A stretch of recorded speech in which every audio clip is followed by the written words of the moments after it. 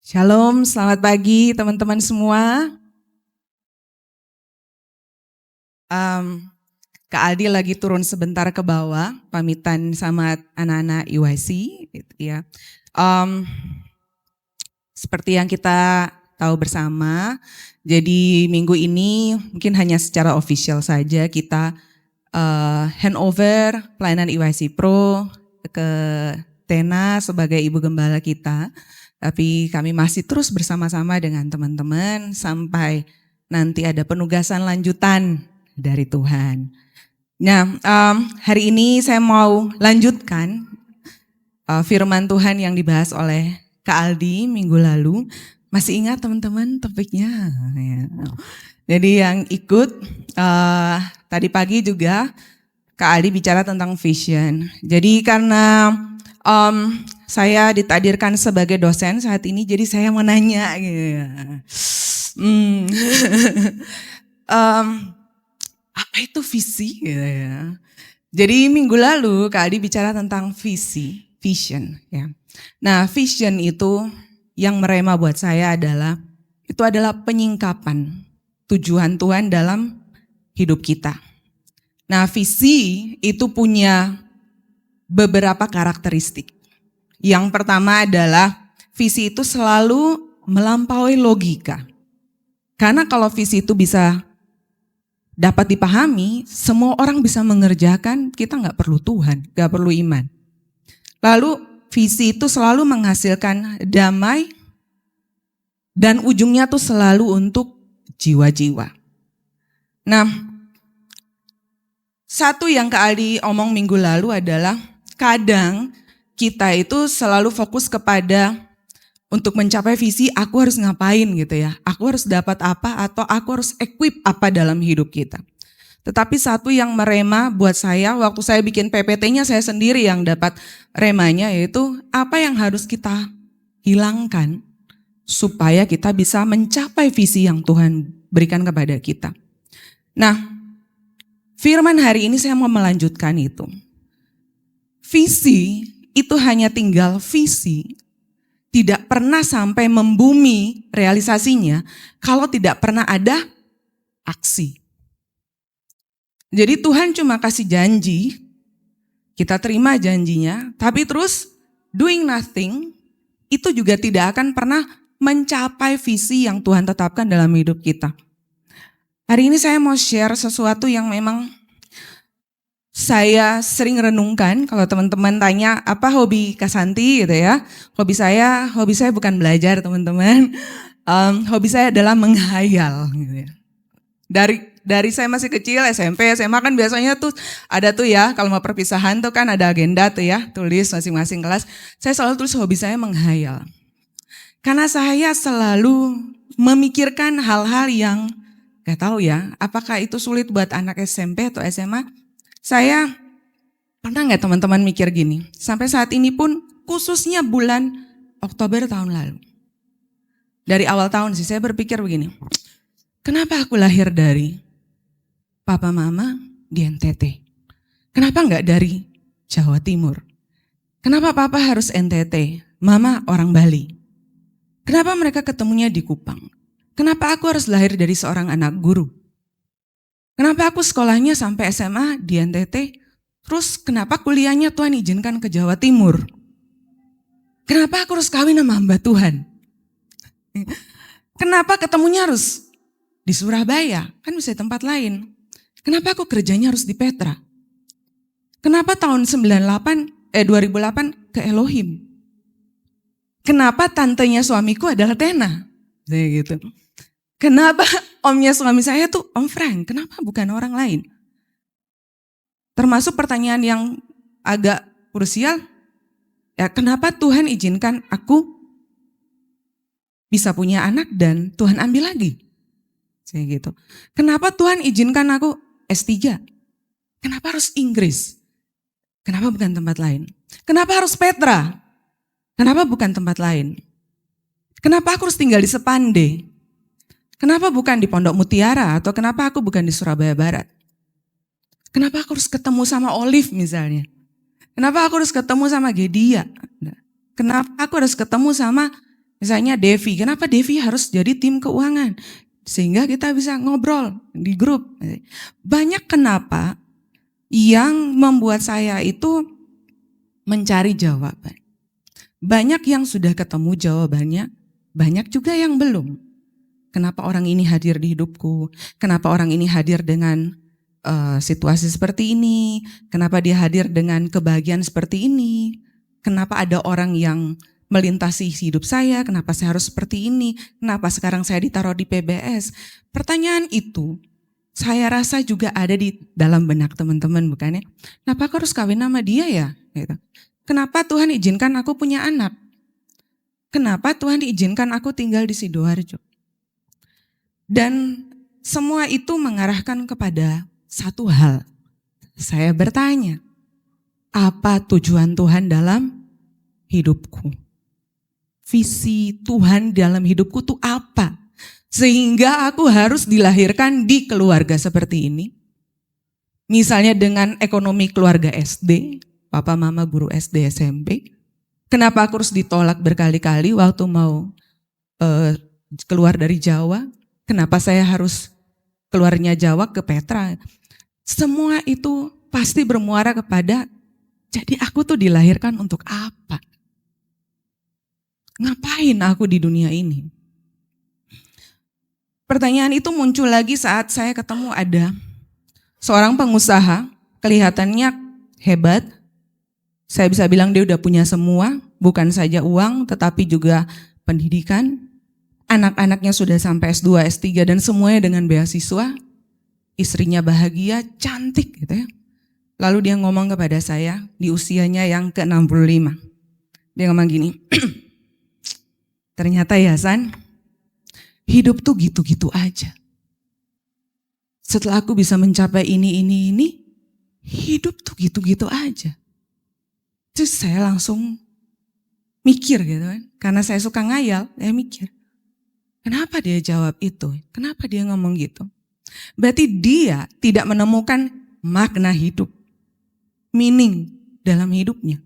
Dan itu sama sekali tidak ada hubungannya dengan berapa aset yang kita punya, seberapa sukses kita jadi orang tua, seberapa mampu kita menyekolahkan anak kita di tempat besar, atau seberapa bahagia istri kita. Setelah semua terus so what gitu, itu kan bahasa lainnya. Dan itu membuat saya lebih keras berpikir. Kalau sampai Tuhan menjadikan saya untuk sesuatu, berarti rentetan hidup saya dari kecil sampai besar, itu gak pernah luput dari rencana Tuhan. Saya dulu mikir, kalau aku gak lahir di tanah itu, mungkin aku jadi misalnya perempuan lembek. Aku gak bisa menghadapi ada masalah besar.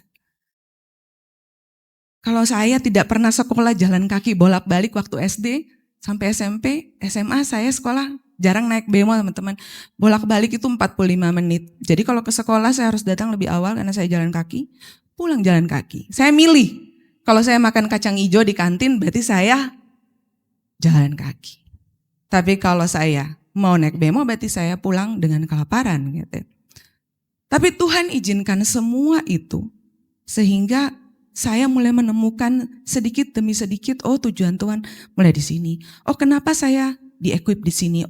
Oh ternyata untuk ini. Termasuk di IYC Pro. Saya sadar sesadar-sadarnya, kalau saya tidak diizinkan Tuhan untuk pergi ke negara yang lain, saya tidak punya kekuatan dan saya tidak punya kemampuan untuk berada di tempat ini. Kalau teman-teman lihat, kelihatannya saya lagi pursuing karir saya S3. Saya sudah bilang sama Tuhan dulu, kalau cuma sekedar S3 Tuhan jadi profesor, kok secetek itu hidupku?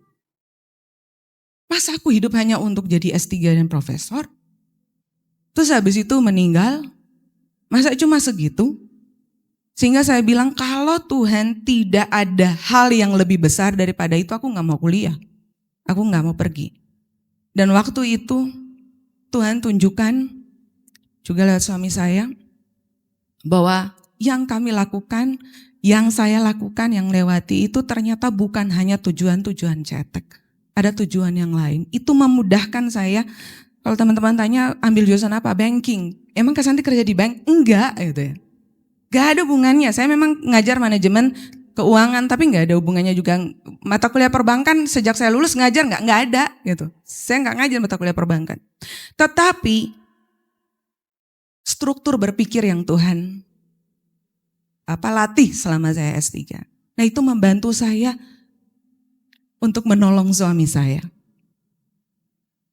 Dan saya juga mengencourage teman-teman, coba mulai internal review. Jujurlah pada diri, apa yang sudah kita lewati dan apa yang Tuhan izinkan kita lewati. Emang buat apa? Gitu ya. Karena hidup itu terlalu cepat. Saya merasa kemarin tuh saya baru perayaan 17 tahun, kenapa saya sekarang sudah 44 gitu ya. Kok cepat banget gitu ya. 17 udah kali 3 gitu ya, bentar lagi 50 loh. Habis 50, 60, kaki udah mulai gak sekuat dulu gitu kan. Saya sudah mulai pesan kolagen gitu. Kok kenapa begini teman-teman. Terus saya lihat tena-tena kok masih bisa jongkok gitu ya. Jadi ternyata waktu itu cepat berlalu. Dan oleh karena itu saya ngomong kepada diri saya tidak mau numpang hidup. Seperti Kali juga bilang. Cuma tidak sekedar hidup dan selesai. Nah, saya pengen sekali juga teman-teman ketemu visi Tuhan dalam hidupmu sama seperti kerinduan saya. Tetapi visi ini tidak akan pernah bisa terwujud kalau kita nggak punya courage to change, keberanian untuk berubah. Mari kita baca sama-sama di Yosua 1. Yosua 1 kita baca bersama. Sesudah Musa, hamba Tuhan itu mati, berfirmanlah Tuhan kepada Yosua bin Nun, abdi Musa itu, demikian. Hambaku Musa telah mati, sebab itu bersiaplah sekarang, seberangilah sungai Yordan ini, engkau dan seluruh bangsa ini menuju negeri yang akan kuberikan kepada mereka, kepada orang Israel itu. Setiap tempat yang akan diinjak oleh telapak kakimu, kuberikan kepada kamu. Seperti yang telah kujanjikan kepada Musa. Mungkin Yosua 1 full pasal, teman-teman. Yosua 1 full pasal.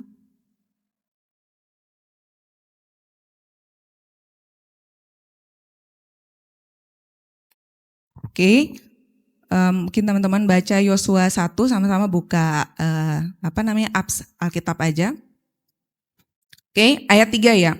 Setiap tempat yang akan diinjak oleh telapak kakimu, kuberikan kepada kamu, seperti yang telah kujanjikan kepada Musa. Ayat 4, dari padang gurun dan gunung Libanon yang sebelah sana itu sampai sungai besar, yakni sungai Efrat, seluruh tanah orang Het, sampai ke laut besar di sebelah matahari terbenam, semuanya itu akan menjadi daerahmu.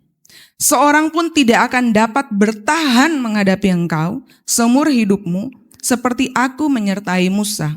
Demikianlah aku akan menyertai engkau, aku tidak akan membiarkan engkau dan tidak akan meninggalkan engkau. 6.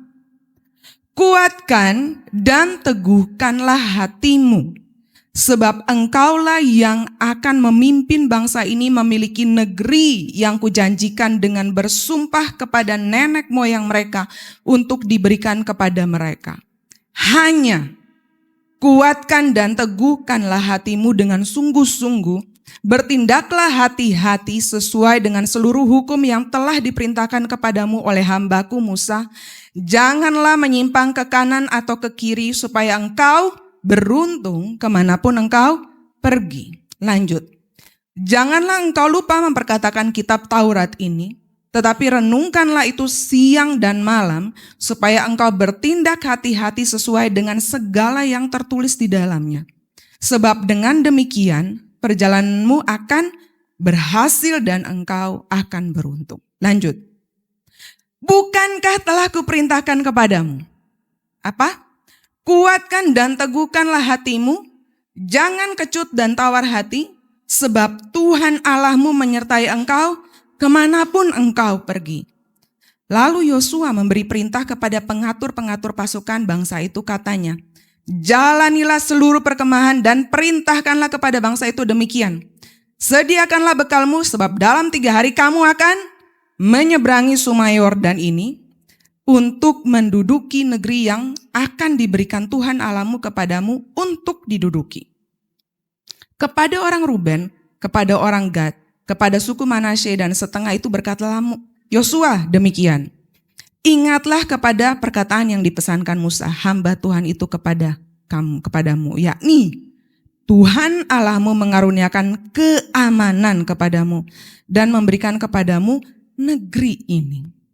Nah, kemudian terus lalu kita ke ayat yang ke-18. Setiap orang yang menentang perintahmu dan tidak mendengarkan perkataanmu, apapun yang kau perintahkan kepadanya, dia akan dihukum mati. Terakhir, hanya kuatkan dan teguhkan hatimu. Be strong and courageous. Nah, kalau kita lihat di sini, visi Tuhan adalah buat orang Israel, kita pakai contoh ini contoh yang hidup kita berkali-kali belajar tapi selalu baru tiap hari. Visinya adalah masuk Kanaan. Tapi supaya bisa masuk Kanaan harus ada tindakan. Nah, jadi tindakan ini saya sebut dengan nama courage to change. Courage to change. Jadi harus ada keberanian untuk berubah. Kenapa? Kenapa butuh keberanian untuk berubah? Karena berubah itu menakutkan gak sih? Untuk step out dari sesuatu yang kita kenal kepada hal baru, itu tidak gampang. Teman-teman, orang Israel itu berteriak-teriak minta dibebaskan dari perbudakan tuh ratusan tahun. Setelah itu jawabannya ternyata Tuhan bilang, oke, keluar. Tapi Tuhan bilang apa? Be strong. Kuatkan dan teguhkan. Harus berani melangkah. Nah, kenapa butuh courage? Kata ini adalah kunci supaya perubahan itu bisa terjadi. Kita ngomong saya mau berubah, tapi kalau nggak berani, percuma. Semua tinggal kata dan kalimat dalam teori. Nah, coba kita lihat yang di Yosua 1. Apa sih perubahan yang Tuhan janjikan kepada mereka? Yang pertama adalah di slide yang kedua, perubahan status. Perubahan status. Jadi di ayat ini, di pasal ini kalau teman-teman pulang baca, Tuhan itu selama kurang lebih sekian ratus tahun gitu ya. Kemudian mereka berteriak-teriak minta pertolongan Tuhan supaya Tuhan bebaskan. Tuhan bilang, oke, aku bebasin. Lalu Tuhan janjikan Kanaan. Kanaan itu masih janji, betul ya? Kanaan itu masih janji. Tetapi di dalam alam roh Tuhan bilang, nih jangan dulu ke sini ya. Jadi Kanaan itu masih janji. Dalam alam roh Tuhan bilang, nih ini janji. Aku akan berkati kamu, kamu akan ke Kanaan. Tetapi supaya janji itu bisa kenyataan, Yosua harus dan orang Israel harus menginjakan kaki di Kanaan. Kalau enggak, Kanaan itu hanya sebuah konsep berpikir dari Tuhan. Itu yang pertama, perubahan status. Kedua, perubahan identitas. Jadi teman-teman bisa bayangkan janji Tuhan untuk masuk Kanaan, kamu harus berubah identitas. Apa identitasnya? Dulu kamu adalah budak. Masuk Kanaan menjadi orang bebas. Mentalnya harus berubah, harus sadar, switch identity. Nah sekarang seringkali kita tuh seperti orang Israel ini, kalau teman-teman baca di Yosua 1 ayat 11, Yosua 1 ayat 5, itu untuk masuk Kanaan, perjuangannya adalah dengan mindset mereka. Waktu pengintai-pengintai itu mau menaklukkan Kanaan, mereka bilang apa? Aku ini belalang. Mereka itu seperti raksasa. Itu mental budak. Aku ini bukan siapa-siapa, gitu kan? Nah, kalimat kunci yang saya catat di sini, Tuhan mungkin bisa saja mengeluarkan teman-teman dari Mesir. Masalahmu, problemmu, apa yang kamu minta Tuhan keluarkan, kamu pengen punya visi yang baru. Tetapi untuk bisa masuk kepada visi Tuhan, kamu harus berubah mentalitinya. Harus switch. Karena tidak mungkin Tuhan bisa memasukkan kamu di tempat yang baru, tapi mentalnya masih lama. Kita nggak akan bisa menjadi orang bebas. Nah, yang ketiga adalah perubahan cara hidup di Yosua 1. Dari perubahan cara hidupnya gimana? Dulu mereka itu pasif, menjadi aktif. Jadi selama 40 tahun, makanan mereka tuh dari mana, ya kan? Tuhan sediakan burung puyuh. Jadi Tuhan melakukan semuanya buat mereka. Tapi waktu mereka masuk visi Kanaan, Tuhan bilang apa? Tuhan bilang, pegang cangkul dan pedang. Cangkul untuk menanam, pedang jaga-jaga kalau ada musuh. Berarti Tuhan kepengen supaya kamu juga kerjasama sama aku. Mari kita mewujudkan. Jadi ada transisi, ada perubahan antara orang yang cuma disuapin bertahun-tahun, mana turun puji Tuhan. Sekarang Tuhan minta kerja, partisipasi dong, kontribusi dong, jangan cuma duduk-duduk. Jadi ada perubahan transformasi di ayat ini. Nah, kalau kita ngomong Mesir itu masa lalu, Kanaan itu adalah visi atau purpose kita, apapun teman-teman purpose kalian, saya yakin masing-masing itu pasti unik. Satu dikasih kekuatan untuk multimedia, satu bisa masak, satu bisa bikin keuangan dengan detail, satu bisa bikin macam-macam. Pasti unik, gak mungkin gak. Nah, untuk nyampe ke sana next. Jadi kalau saya bayangkan ini Mesir, kemudian ini Kanaan, di tengah-tengahnya nih gap ya. Tengah-tengah nih jurang. Kita butuh apa untuk menyeberangi jurang ini dari Mesir masa lalu ke Kanaan? Kita butuh courage. Kita butuh keberanian. Makanya Tuhan ngomong kepada Yosua, sampai berapa kali teman-teman di pasal 1 aja? 4. Kuatkan dan teguhkan hatimu. Hanya kuatkan dan teguhkan. Hanya kuatkan dan teguhkan. 4 kali loh. Dan itu perkataan Tuhan sendiri kepada Yosua. Karena Tuhan tahu perubahan itu tidak mudah. Dia menggantikan Musa. Dan saat ini dia harus masuk ke tempat yang baru. Membawa segitu banyak orang. Nah, tanpa teman-teman punya courage, keberanian untuk berubah, kita akan dengan gampang putar balik ke Mesir lagi. Sudah berapa kali kita baca di ayat itu, mereka selalu ngomong apa? Setiap kali ada masalah apa? Kenapa kita harus dibawa keluar ke sini? Saya ingat ketimun, bawang bombay yang ada di Mesir kita makan dengan enak. Di sini cuma makan burung puyuh dengan mana? Tanpa ada keberanian teguh melangkah, kita pasti akan selalu kembali dan parkir di zona nyaman kita. Itu selalu.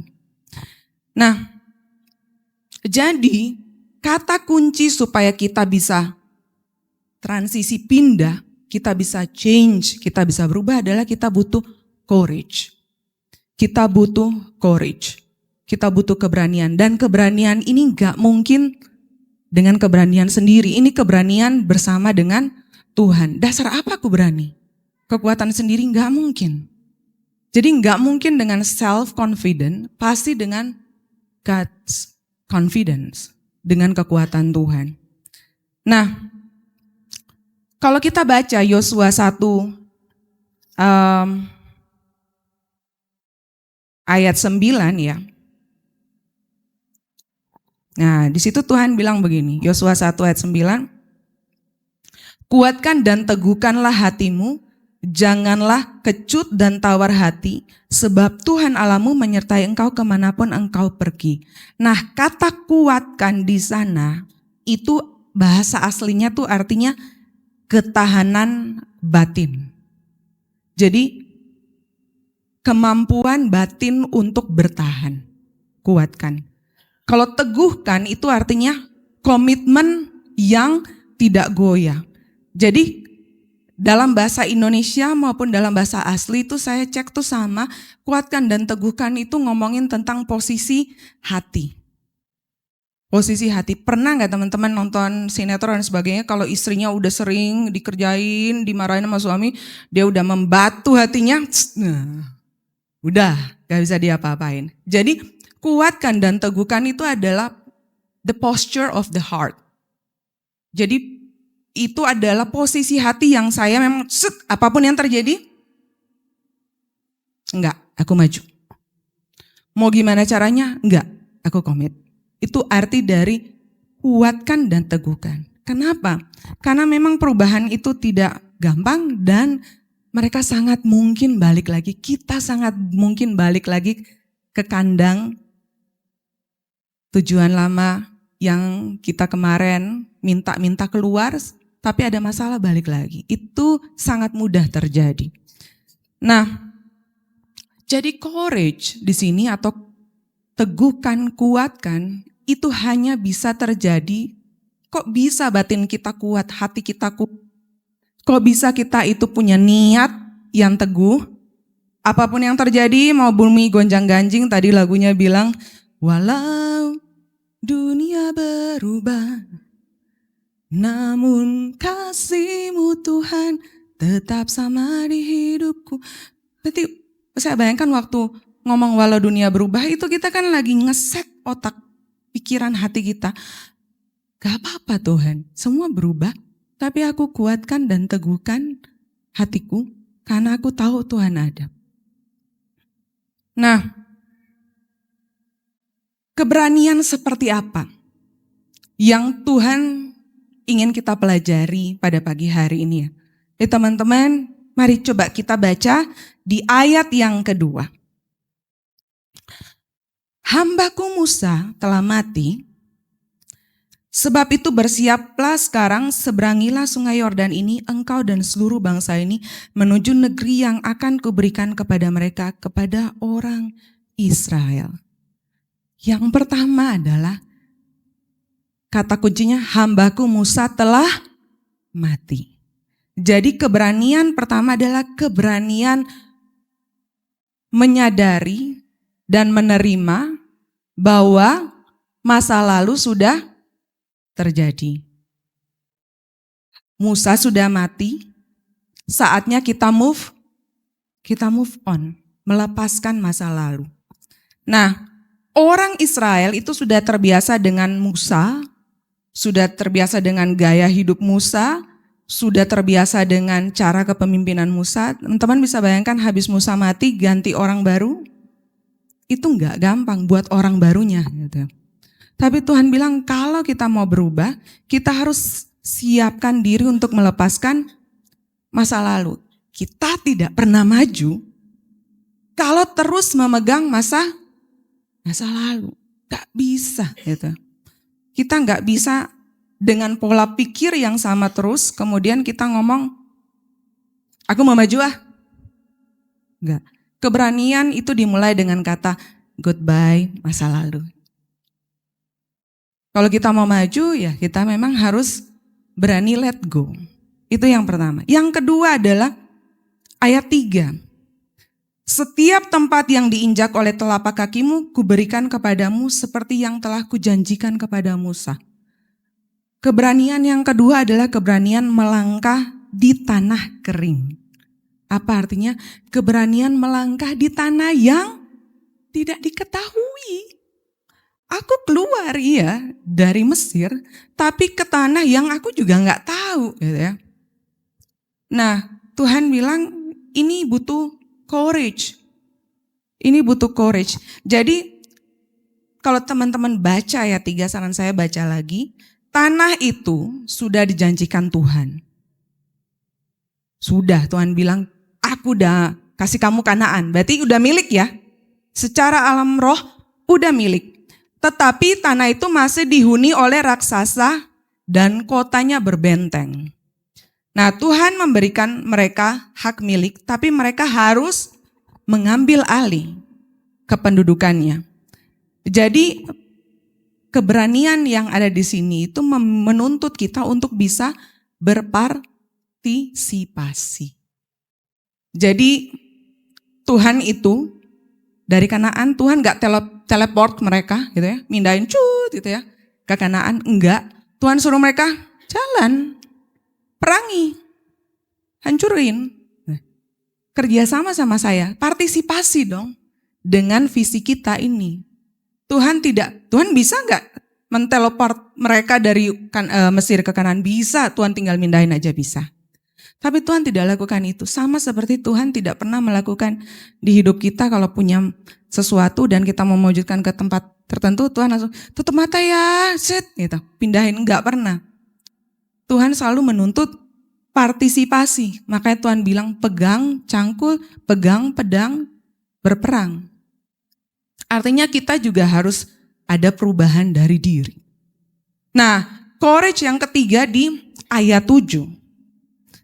Courage yang ketiga, hanya kuatkan dan teguhkan hatimu dengan sungguh-sungguh, bertindaklah hati-hati sesuai seluruh hukum yang telah diperintahkan kepadamu oleh hambaku, dan seterusnya. Jadi yang ketiga adalah keberanian untuk konsisten. Bertindaklah hati-hati, kemudian jangan menyimpang ke kanan dan kiri. Gampang gak nih? Susah loh. Jadi konsisten itu tidak gampang. Tapi ini adalah tips dari Tuhan supaya kita bisa masuk ke dalam perubahan untuk mencapai visi Tuhan. Ya, dunia boleh berubah, tapi yang tidak boleh berubah adalah pegang tangan Tuhan. Pegang firman yang Tuhan kasih. Bertindak hati-hati, jangan nyimpang kiri kanan. Supaya kamu beruntung. Meskipun dunia bergejolak, kamu tetap aman, kamu tetap beruntung. Nah, apa yang menjadi musuh dari mencapai visi Tuhan? Apa yang menjadi musuh mencapai visi Tuhan? Teman-teman pernah nggak lihat orang baik? Tuh ya. Orang baik saya tahu banyak, tetapi apakah kita mau berhenti jadi orang baik saja? Orang baik, saya tiba-tiba kemarin Tuhan kasih ingat kepada saya. Orang baik itu banyak loh San, tapi orang baik yang melakukan visi yang saya taruh dalam hidupnya nggak banyak. Kita bisa hidup baik-baik, orang sopan, anak Tuhan yang terkenal bereputasi baik, tapi kita tidak pernah melakukan apa yang sudah didesainkan oleh Tuhan dalam hidup kita, itu juga bisa. Kita menolak untuk melakukan itu bisa, tanpa kita sadari. Tapi kita baik-baik, baik kok anaknya. Itu yang membuat kadang saya tuh berpikir, pernah gak teman-teman baca Alkitab kemudian kan bertanya, Tuhan, dia ngusir setan demi namamu. Dia menyembuhkan orang namamu. Terakhir kok Tuhan bilang, aku gak kenal kamu. Kenapa ya Tuhan? Saya kemarin ke tempat, jadi waktu kita di Petra, bulan kemarin kita pemilihan kajur baru, lalu ada kajur teknik mesin, baru dilantik teman-teman, kemarin meninggal. Kemudian setiap kali ketemu kondisi orang yang meninggal, dan kemarin juga dari pesawat Indonesian Airlines ya, atau saya lupa namanya, sama ada influencer juga, beberapa kejadian. Saya suka ingat Tuhan suka bilang kan, well done gitu kan, sabaslah kamu, sudah selesai tugasmu. Saya tuh bertanya, bener tah tugasnya udah selesai? Bener tah tugas saya juga? Maksudnya apakah semua orang yang pergi itu berarti tugasnya selesai? Kan nggak tahu kan. Tetapi kalau kita punya keberanian untuk menyelesaikan tugas kita di dunia, saya percaya itu yang memampukan kita supaya kita punya makna hidup. Supaya kita tidak menyimpang ke kanan ke kiri. Iya, Tuhan kasih semua fasilitas, tapi itu untuk tugas. Bukan untuk keinginan kita. Nah, musuh terbesar dari visi Tuhan dalam hidup teman-teman, hidup saya, itu adalah kita tahu bersama, kenyamanan. Bukan kegagalan. Gagal ternyata bukan musuh mencapai visi, tapi kenyamanan. Teman-teman silakan baca Purpose Live and Life juga. Kenapa? Nyaman itu biasanya diversuskan dengan derita ya gitu ya. Jadi kalau kita keluar itu orang akan berpikir, satu yang saya suka ingat ya teman-teman, ada ini familiar banget. Loh, berarti ketemu teman baru lagi dong. Loh, mulai lagi dong dari nol, kenalan lagi sama orang. Loh iya, kalau orangnya bisa terima aku, kalau enggak gimana? Itu gak enak gitu ya. Gak nyaman. Itu mungkin akan menjadi penderitaan. Next, saya ketemu ada satu cerita tentang paradoks penderitaan di Yosua 1 ini. Jadi kalau teman-teman baca di Yosua 1, Bilangan, ini cerita yang paling bagus tentang hidup. Setiap kali mereka keluar dari Mesir, masuk ke Kanaan, setiap kali ada tantangan, mereka selalu ngomong apa? Di Bilangan 11 ayat 5. Kita teringat kepada ikan yang kita makan di Mesir. Dengan tidak bayar apa-apa, kepada mentimun dan semangka, bawang pre, bawang merah, bawang putih. Itu setiap kali dapat tantangan tuh selalu bandingkan dengan masa lalu. Mereka, saya tulis ini, lebih memilih perut kenyang sebagai budak, purpose yang salah, daripada perut lapar dalam perjalanan menuju kebebasan. Jadi mereka memilih untuk kenyang tapi budak, daripada menahan lapar tapi sebenarnya menuju kebebasan. Comfort life. Kadang kita sudah tahu kebenarannya bahwa Tuhan sudah bilang, nanti kamu, saya yakin kok Tuhan tuh nggak mungkin nggak ngomong sama kita kalau kita nggak tanya, kalau kita tanya, pasti Tuhan akan bilang, sedikit demi sedikit Tuhan bukakan, kamu tuh saya ciptakan untuk ini. Nah, kebanyakan orang itu bukan menolak kebenaran. Apa yang Tuhan sampaikan, mereka hanya menolak ketidaknyamanan. Karena kenyamanan itu seperti merasa aman. Sedangkan kebenaran dari Tuhan itu kadang seperti ancaman. Gitu. Nah, kenyamanan tidak menuntut apapun. Udah nyaman kok. Tapi kebenaran, kalau udah tahu ini visi dari Tuhan, itu pasti menuntut perubahan. Itu pasti. Teman-teman bisa nggak ngerasa menjalani hidup yang sebenarnya bukan ini? Bisa kok itu. Pada saat kamu masuk dalam hadirat Tuhan, kita bisa tahu frekuensi kita tuh beda gitu loh. Berusaha masuk. Kenapa kok kayak ada tembok ya? Nah, kalau sampai ada situasi seperti itu, cek. Jangan sampai kita berada dalam kondisi di mana kita nggak sefrekuensi sama Tuhan. Karena kita deny dengan apa yang Tuhan kasih, Tuhan omongkan kepada kita. Jadi, yang saya tulis di sini adalah, orang Israel di cerita ini, mereka rindu menjadi budak. Hanya karena mereka tahu menu makanannya. Coba next ya. Ini saya bilang paradoks penderitaan.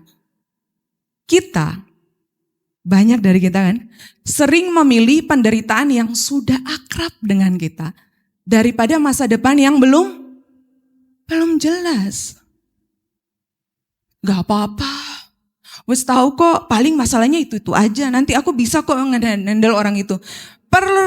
2 hari berantem misalnya gitu kan, ketemu orang toksik atau memang kita punya masalah di kantor yang kita tahu orangnya ini, masalahnya ini misalnya, atau kita juga tahu bahwa paling kalau aku stay di tempat yang sama masalahnya itu, aku udah akrab sama masalahnya, udah tahu cara ngatasinnya gitu ya. Tapi sebenarnya Tuhan tuh siapkan opsi yang lebih besar, yaitu visi baru. Tapi kita tukar misery, non-misery, jadi penderitaan yang dikenal dengan unknown uncertainty. Ketidakpastian yang mungkin tidak diketahui tapi menuju masa depan. Nah, sering kita akhirnya lewat gitu ya. Udah terlalu lama sendiri gitu ya, misalnya. Kalau berdua takut gitu ya. Iya kalau dia sayang sama aku. Mendingan sekarang kan kalau sepi-sepi sendiri kan aku tahu gimana ngobatinnya. Jadi mau tapi gak berani, tapi aku dakar dengan penderitaanku. Ya udahlah gitu kan. Jadi kita tidak rela menukarkan penderitaan yang akrab persis seperti Yosua. Kisah di Yosua ini. Ketimun, pawang bombay dan sebagainya meskipun dicambuk, dimaki-maki dan sebagainya, ya udahlah baliklah gitu kan. Tapi aku udah tahu kok gimana ngatasinnya. Atau misalnya hubungan toxic relationship misalnya. Takut kesepian daripada melepaskan orang yang salah misalnya. Atau yang ketiga, next, karir. Benci sama pekerjaannya, gak suka gitu ya. Tapi butuh keamanan gaji, ya sudahlah aku terima aja bos yang kayak gini gitu kan. Misalnya kalau memang Tuhan punya visi untuk bisa move on. Atau penyembuhan. Ada orang yang memang tidak mau move on dari luka masa lalu. Kita pasti punya banyak teman seperti itu ya. Karena nyaman.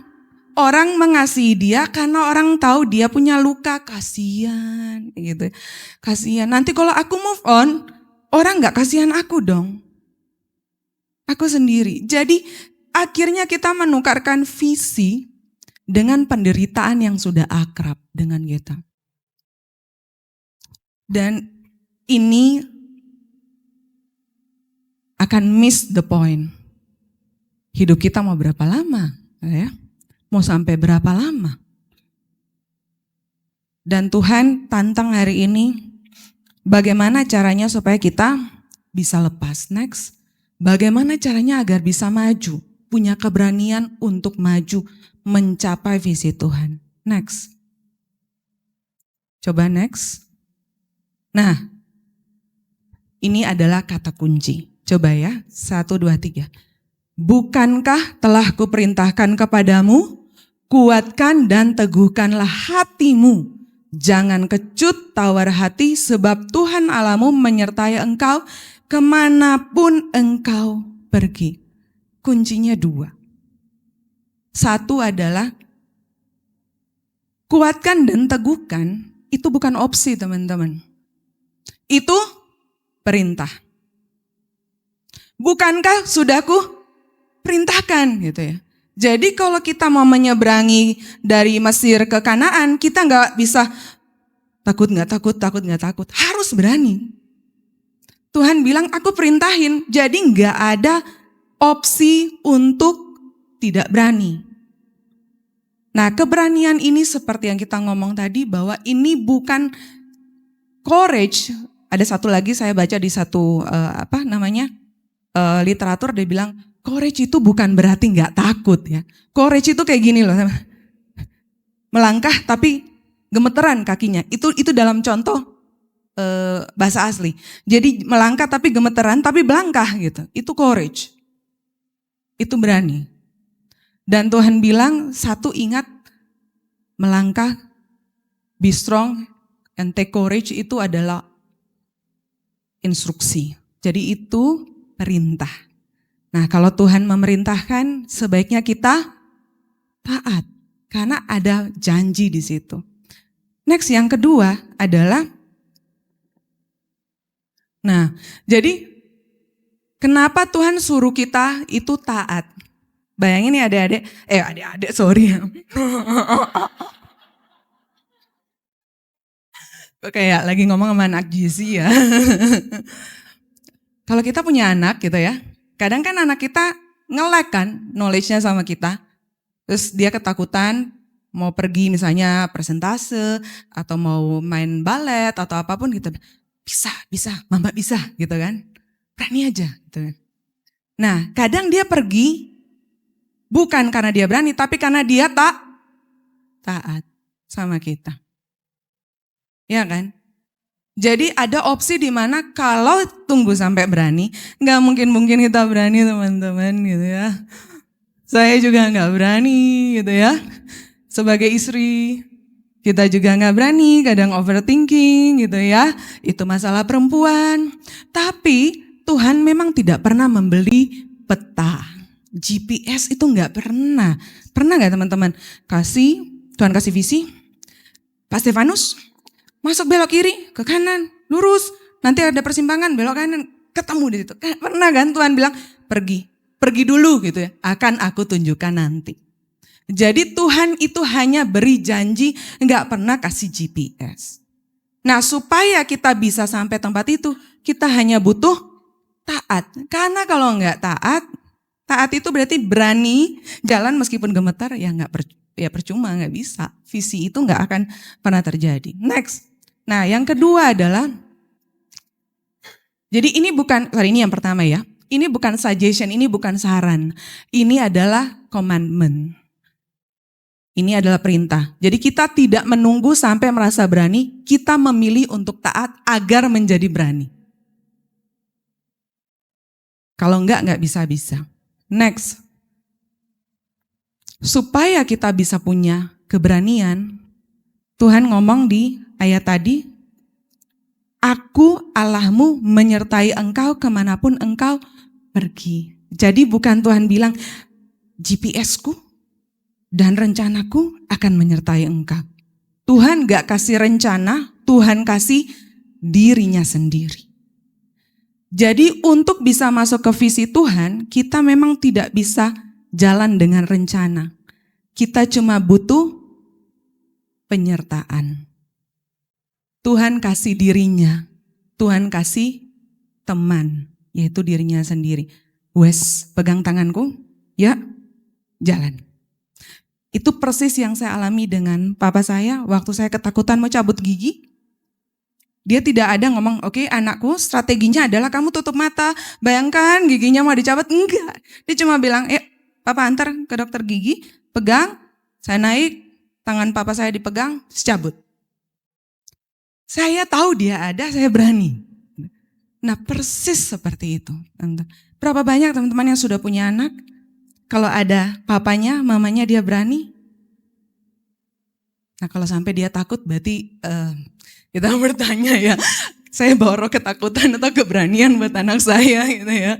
Tapi kalau ada kita, anak kita berani. Nah Tuhan juga seperti itu. Next. Jadi Tuhan bilang untuk visi baru ini gak usah khawatir. Jangan kecut, jangan tawar hati, sebab Tuhan Allahmu menyertai engkau. Tuhan bilang, aku sama kamu, gak usah khawatir. Ya kelihatan mustahil visinya, ya kamu akan menaklukkan sekian bangsa misalnya. Kamu akan menjadi orang yang dipakai di mana-mana. Kamu akan saya bawa naik supaya jiwa-jiwa itu bisa saya berkati. Tuhan, aku cuma seorang anak yang gak tahu apa-apa. Tapi Tuhan bilang, aku sama kamu. Gak usah sendiri, gak usah khawatir. Saya tutup dengan satu kesaksian. Ada teman dari IYC Pro di sini yang kemarin sempat share ke saya. Dikasih Tuhan visi. Nah, saya tahu orangnya ada di sini, saya gak melihat. Jadi biar teman-teman gak bisa nerka ya. Dan visi itu pas Pastor Aryan, datang juga, Pastor Aryan itu ngomong, dalam 5 tahun Tuhan kasih hati kamu untuk melakukan ini. Terus tiba-tiba suami istri ini kaget gitu ya. Suami istri ini kaget, kok bagaimana bisa tahu? Lalu singkat cerita, visi ini lebih besar daripada kemampuan mereka saat ini. Bahkan mungkin secara ekonomi, besar visi ini. Lalu dia pulang, di rumahnya itu mereka suka taruh tempel sticky notes setiap awal tahun tentang mimpi-mimpinya mereka, terus mereka suka doain bareng. Lalu dia foto, Kak, tolong lihat gitu ya. Nyata visi membuat ini di tahun 2030, which is 5 tahun lagi. Klop dengan apa yang dinubuatkan sama Pastor Aryan. Terus mereka sangat berbahagia. Nah kemarin dia sempat share, Kak, gimana ya Kak? seperti sedikit mulai, kan sudah mulai masuk realisasi nih. Aku bisa enggak ya? Apa aku mampu apa enggak dan sebagainya. Terus saya bilang, visi itu dari siapa? Dari Tuhan. Kalau dari Tuhan, bukan urusanmu mikir gimana caranya. Uang dari mana? Nah, saya tutup dengan cara berpikir ini, teman-teman. Saya suka nonton film action, CIA, agent, apalagi kalau cewek ya, kalau jagoan cewek. Teman-teman, CIA itu agent Amerika di mana-mana ya. Tujuannya apa? Hanya untuk melindungi. Kalau ada berita buruk, langsung masuk ke radarnya Amerika. Dia ada di semua negara. Nah, once Amerika butuh bantuan, Amerika akan kontak, misalnya kemarin saya nonton dia di Rusia, agent ini udah sekian puluh tahun di sana, 20-an, sekarang usianya 70-an. Terus tiba-tiba Amerika butuh untuk Rusia, butuh agent, lalu si Amerika bilang, kita ada agent di sana, aktivasi dia. Akhirnya dia diaktifasi, dia menjadi agent untuk Amerika, tinggal di Rusia. Lalu dia mengerjakan tujuannya. Tujuannya kan selalu untuk negara Amerika kan, melindungi negara Amerika lewat peran dia.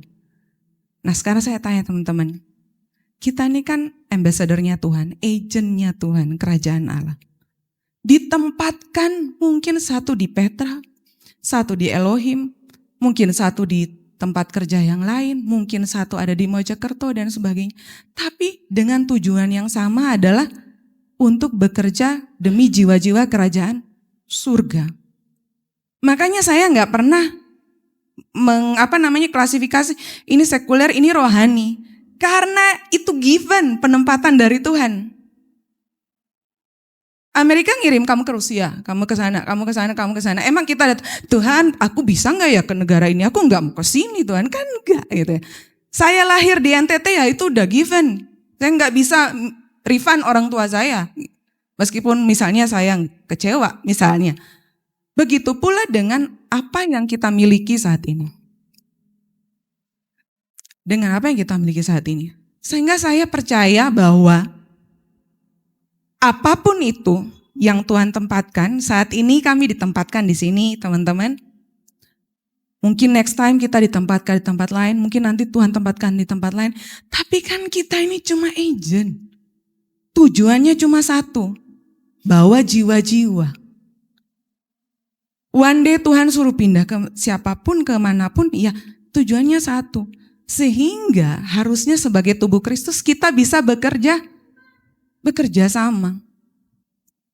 Kita memang beda penempatan, penugasan, tapi tugas kita cuma bawa kabar baik.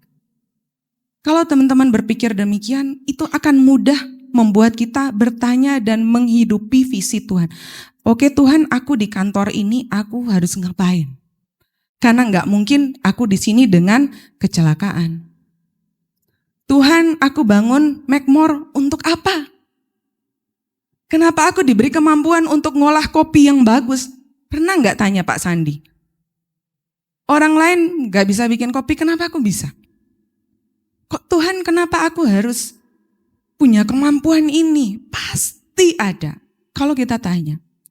Nah, dengan penempatan-penempatan itu teman-teman, itu menyadari, membuat kita sadar bahwa kita tuh ada tugas. Saya mau bilang jangan sampai kita lost in the mission. Kita jadi hilang dalam misi kita. Aku di sini ngapain ya? Oh, aku di sini untuk menikmati hidup. Sudah, selesai. Tapi pada saat kita sadar bahwa kita tuh punya misi, misalnya contoh, Evi. Kenapa Evi dilahirkan dalam keluarga non-Kristen? Tapi Tuhan izinkan ketemu Kristus. Pasti ada sesuatu. Gak mungkin gak, tanya Tuhan. Itu pun yang saya rindukan teman-teman punya. Nah, untuk bisa lakukan itu teman-teman harus punya courage. Begitu pula dengan kami, harus punya courage. Keberanian untuk melangkah dengan iman. Karena kalau tidak, janji tidak pernah menjadi reality. Kita hanya mendengar janji Tuhan, wah dia diberkati, wah dia bisa memenangkan orang, wah dia begini. Hidupnya kok kayak punya makna, aku kok begini-begini aja, nanti end up seperti teman saya itu punya semua tapi dia bilang hidup tuh gini-gini aja ya San.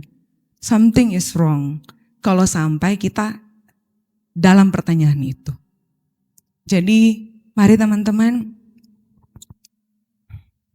ini momen yang baik, masih Januari, hidup kita seperti bayang-bayang, kata firman Tuhan, seperti rumput hari ini ada, besok tak ada. Tapi kalaupun Tuhan panggil, atau one day kita diminta pertanggungjawaban, aku desain hidupmu kayak begini, Pak Barel, kamu punya kemampuan ini itu dengan istri, gitu ya. Sudah kamu apakan hidupmu? Pasti begitu. Tuhan minta pertanggungjawaban. Dan saya berharap ini juga menjadi diskusi, kalau yang ada dalam rumah tangga, diskusikan. Kita dikasih 3 anak buat apa? Dikasih 2 anak buat apa? Kalau yang belum dikasih juga buat apa? Aku single sampai usia 35 ngapain? Gak mungkin Tuhan iseng bilang, yang ini gak usah ya, kasihan, biarin aja dia merana, kan enggak gitu. Pasti ada tujuan. Dan kiranya kita sama-sama menemukan tujuan hidup kita. Kalau kita ketemu tujuan itu biasanya bikin hidup lebih hidup, benar gak? Mother Teresa itu kaya raya? Enggak. Kalau zaman teman-teman lihat YouTube-nya, tiap hari dia hidup dengan merawat orang kusta. Tapi dia hidup dengan bersemangat. Saya mau hidup kayak begitu. Saya bilang dengan diri saya, aku mau kaya, mau terkenal, atau aku mau yang kayak gimana? Karena apa yang menjadi decision kita, itu berasal dari apa yang mendrive kita. Semua pilihan kita menggambarkan isi hati kita, betul ya? Jadi kalau kita memilih sesuatu A, sebenarnya itu menggambarkan refleksi isi hati. Kita didrive oleh itu. Pursuing itu, nama, harta, misalnya gitu. Gak salah sih dengan semua itu, tapi Tuhan bilang ada yang lebih besar daripada itu. Beyond aset, beyond nama baik dan sebagainya. Dan Tuhan di tempat ini sebelum kami tutup dengan official, saya mengundang Kak Aldi dulu gitu ya. Sambil kita bangkit berdiri,